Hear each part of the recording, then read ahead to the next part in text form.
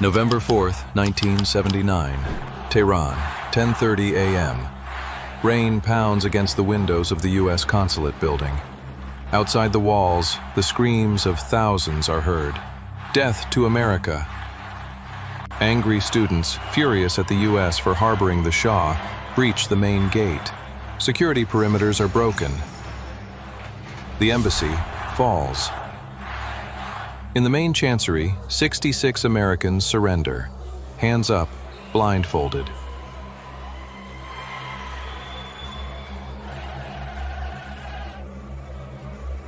But in the consulate annex, the situation is different.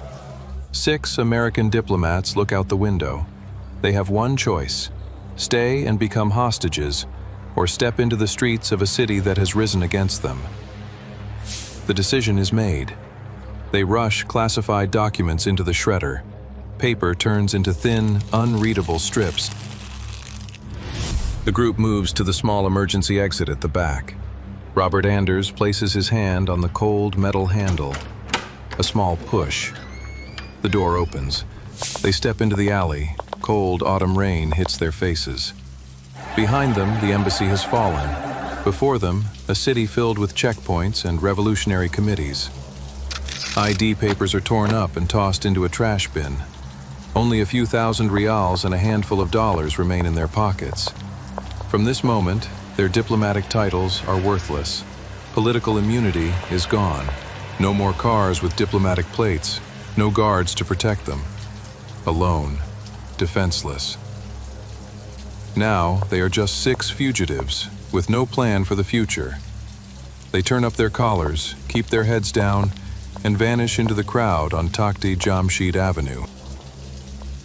They retreat to Robert Anders' personal apartment, just a few streets away from the seized embassy. They have a roof over their heads, but peace? No. Windows closed, curtains drawn. Every time the doorbell rings, breath catches in their chests. The TV is on. They see images of their colleagues paraded blindfolded before the cameras. In the following days, they try other hideouts, but options are limited. They are stuck in a diplomatic limbo. Anders heads to a payphone. He dials the number that is their last chance. His old friend, John Sheardown, Chief Immigration Officer at the Canadian Embassy. The answer on the other end is reassuring. "Why didn't you call sooner?" "Of course, we can take you in." John Sheardown and Canadian Ambassador Ken Taylor open the doors of their private homes without hesitation. The sheltering operation begins. Now they are safe, but they have become the biggest diplomatic secret of the century. 10,000 kilometers away, Langley, Virginia, CIA headquarters. The Office of Technical Service, OTS, takes command of the operation. The problem isn't just extracting 6 people, it's extracting 6 Americans whose faces and details are not unknown to the enemy. The first challenge? Finding a cover story. A lie solid enough to convince Iranian interrogators. Ideas hit the table and burn out one by one. Proposal 1, posing as English teachers. But there is a fatal flaw. Tehran's international schools are closed. This cover collapses at the first question from a smart officer at the airport. Proposal 2, crop inspectors. The Canadians suggest they are there to visit farms, but Tehran in January is buried under snow. There is no agriculture to inspect. Proposal 3, the most desperate plan. Making a run for the Turkish border overland, even on bicycles. But in the freezing winter of 1979, crossing the mountains of Azerbaijan for people without commando training is effectively suicide. The CIA has hit a dead end. They need someone who specializes in the impossible. Tony Mendez, master of disguise and chief of authentication, enters the room. He believes every previous plan shares a fatal error. They are trying to hide the diplomats. Mendez's solution is different. They shouldn't hide. They need to be so visible, so loud, that no one even suspects a thing. Tony Mendez's logic is simple but audacious. If you're going to tell a lie, tell a big one. It is the era of Star Wars. Sci-Fi has conquered the world. Studios are scrambling for exotic desert locations. Iran, with its ancient bazaars and vast deserts, is the ideal setting for an alien planet. The final cover is chosen: a Hollywood film crew in Tehran to scout locations. But for this lie to survive a security interrogation, it can't just be a fake piece of paper. It has to look real, very real. Mendez flies to Los Angeles. In his briefcase, $10,000 in cash. He seeks out old friends. John Chambers, the legendary makeup artist who won an Oscar for Planet of the Apes, and Bob Siddell, a makeup artist and producer. The meeting takes only minutes. They are in. But a production company without a film is just a joke. They need a script. Chambers digs into his dusty archives. He finds a script that had failed months earlier, an ambitious project titled Lord of Light, a sci-fi tale set on a colonized planet with a Middle Eastern vibe. Ancient bazaars, vast deserts. The locations match Iran perfectly. Mendez tears off the cover. He writes a new title, Argo. The product is ready. Now they need a storefront.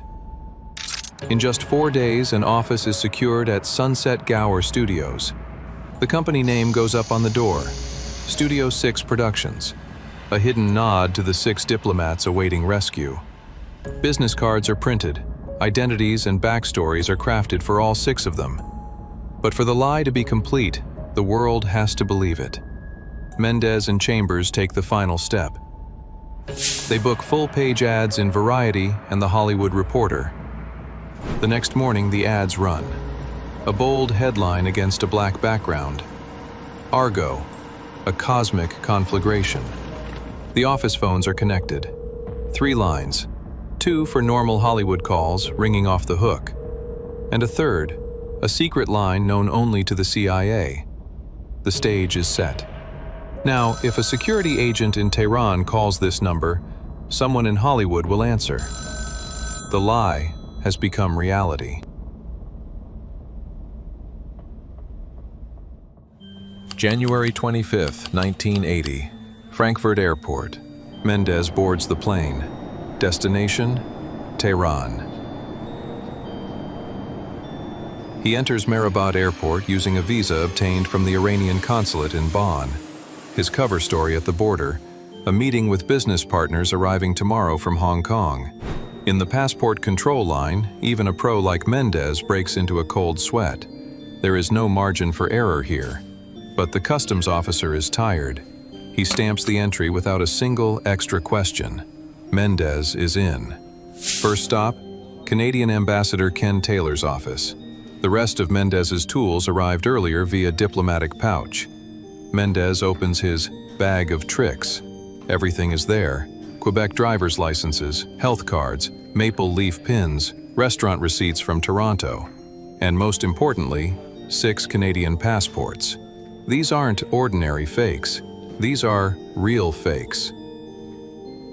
In an emergency secret session, for the first time in history, the Canadian Parliament circumvented the law to issue official passports with fake names. But there is an unforeseen glitch. The passports are blank.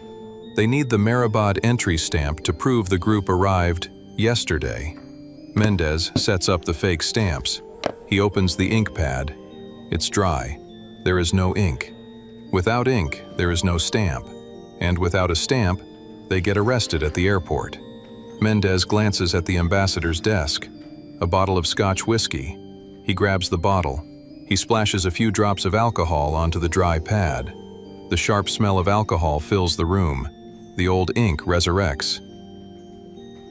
With the precision of a surgeon, Mendez enters the dates. Entry, January 24th.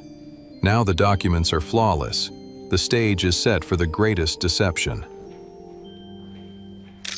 That same night, John Sheardown's residence. A warm atmosphere, but with an undercurrent of fear. The Staffords, Lijeks, Bob Anders and Henry Lee Schatz are gathered around the dinner table. Suddenly, the door opens. Ambassador Ken Taylor enters, with an unexpected guest, a man in a Harris tweed jacket, bag in hand, Tony Mendez. He spreads the Argo poster and copies of Variety magazine across the table. Mendez announces, "We are ready for your escape." The diplomats are baffled. A sci-fi movie? In the middle of an Islamic revolution? Mendez explains, "You are no longer diplomats. You are a film production crew here to scout locations." Roles are assigned: writer, director, cameraman. Bob Anders likes the idea. But Joe Stafford, he is worried. His face falls. He knows how the airport system works. Joe asks, "What about airport controls? They check entry and exit." Fear ripples through the room.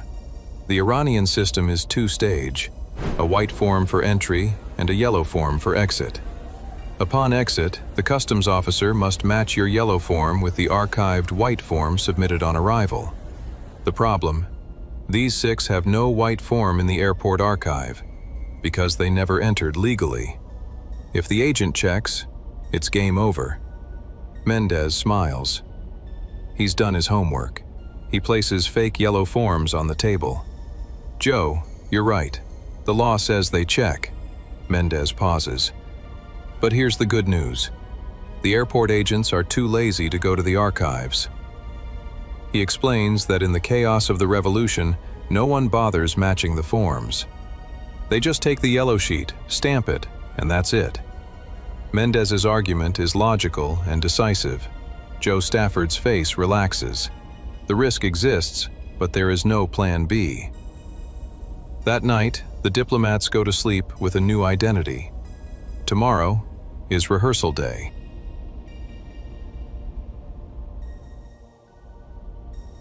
Mendez has only 48 hours. He must transform these stiff, formal diplomats into a laid-back film crew. The transformation begins. Formal diplomatic suits are tossed into the corner. 70s fashion takes over. Tight pants, unbuttoned shirts, gold chains, and, most importantly, oversized sunglasses.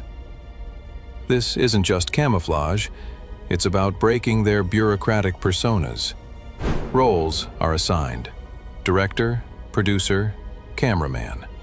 Mendez distributes fake IDs, cards stamped with real government seals. But holding a card isn't enough. They have to live the role. Mendez teaches them how to walk. No more standing tall and polite. Slouch the shoulders. Walk with swagger. Look at others with arrogance, like Hollywood types. Then comes the hardest part, the mock interrogation. The room goes dark. Mendez plays the security officer, firing questions. Why are you in Iran? Who's the director? What's the plot? A long pause, a tremor in the voice, or a contradiction in the story could cost everyone their lives. Tension in the ambassador's house peaks. They are no longer diplomats, they are actors whose stage is a minefield. January 28th, 4 a.m. The group is awake. Suitcases are packed. They carry no real documents, no personal notes, no trace of their past. The farewell to their hosts, Sheardown and Taylor, is brief. They climb into the van. Absolute silence fills the vehicle as they head toward Mehrabad Airport. Tony Mendez is already there. Like a bank robber casing the joint before a heist, he scans the room. 5:30 a.m. The terminal is quiet. This is part of the plan. Mendez knows the Revolutionary Guards and the main officers don't take their posts until later, around 8 a.m. They need to get through before the chaos begins. For now, the atmosphere is calm. The customs officers look sleepy. Mendez gives the signal. The Argo crew steps into the terminal. For the first time in 80 days, they are out in the open. Their bodies are stiff with fear, but their posture must scream, relaxed. Check-in is completed. The bags are handed over. The most dangerous phase. Passport control. Henry Lee Schatz steps forward, places his passport on the counter. The customs officer picks it up and leaves the booth. He collects the rest of the group's passports and walks away. The booth stays empty. Blood freezes in their veins. Is he checking records? Is he calling the guards? Seconds pass. The ticking of the hall clock hammers in their heads. The officer returns, with a cup of tea in his hand. He was just thirsty. Without checking the yellow and white forms, he flips through the passports. The sound of the stamp hitting the table. Thud. The sound of freedom. They are through. They step into the transit lounge, but the game isn't over. The Swissair flight board blinks. Delayed. Mechanical difficulties. Every minute in the lounge increases the risk. Joe Stafford, the skeptic of the group, makes a critical error. To hide his face, he grabs a newspaper from a table and starts reading. But the newspaper is Tehran. Bold headlines in Farsi. Since when does a Canadian producer read Farsi? Mark Lijek panics. He nudges Joe in the ribs. The paper comes down. A near-fatal slip. Finally, the speakers crackle to life. Flight 363 ready for boarding. They board the plane.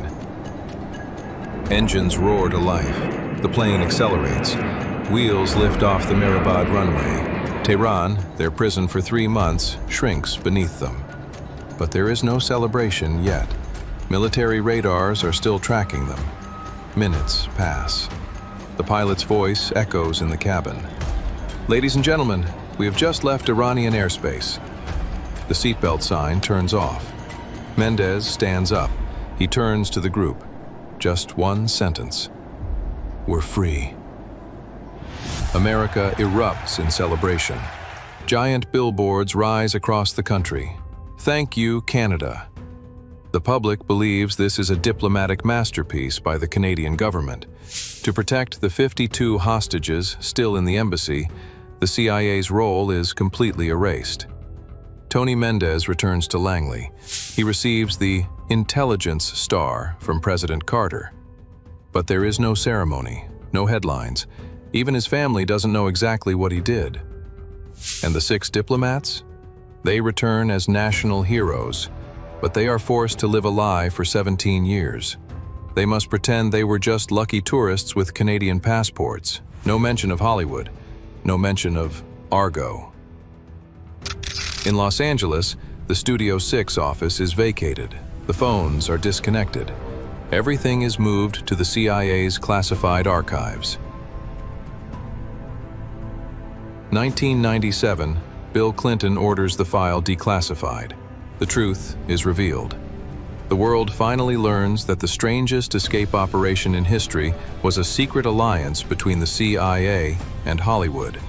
An operation where a spy went into the field with a different kind of weapon, a fake script. The movie Argo was never made. No cameras rolled. No actors stepped in front of a lens. But perhaps it was the most successful production in Hollywood history.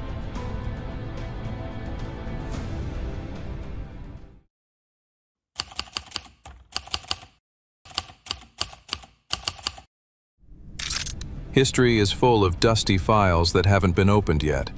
If you want to turn more pages of history with us, liking this video is your biggest support. Make sure to hit subscribe so you don't miss the next untold story.